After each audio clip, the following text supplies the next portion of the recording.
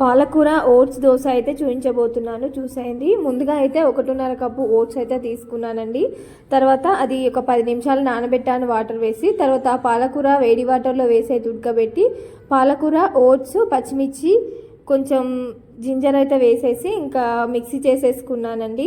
Mixie చేసి అందులో కొంచెం బియ్యపిండి అయితే యాడ్ చేశానండి. మీ దగ్గర బియ్యపిండి ఉంటే బియ్యపిండి యాడ్ చేయండి, లేకపోతే సూజీ రవ్వ ఉంటుంది కదా, సూజీ రవ్వ మిక్సీ చేసుకునేటప్పుడే ఇంకా ఓట్స్తో పాటు నానబెట్టి కూడా ఇది కూడా వేసేసుకోవచ్చు అనమాట. సూజీ రవ్వ కూడా బియ్యపిండి ఉంటే మెయిన్గా బియ్యపిండి అయితే యాడ్ చేయండి. ఇంకా దీన్ని అయితే ఇంకా దోశలాగా వేసేసుకోవడమే అండి. ఇక్కడ చూస్తున్నారు కదా, 2 సైడ్స్ అయితే ఖచ్చితంగా కాల్చుకోవాలండి, లేకపోతే పచ్చి పచ్చిగా ఉంటుంది. ఇంకా దీనిపైన నేనైతే క్యారెట్ ఇంకా ఉల్లిగడ్డ చిన్న చిన్నగా కట్ చేసి అయితే యాడ్ చేశానండి. ఇంకా ఇలా యాడ్ చేసుకొని అయితే దోశ తీసేసుకోవడమే అండి. చాలా స్మూత్గా మెత్తగా వస్తాయి. ఒకసారి ట్రై చేసి ఎలా వచ్చిందో కామెంట్ బాక్స్లో కామెంట్ చేయండి. Thank you.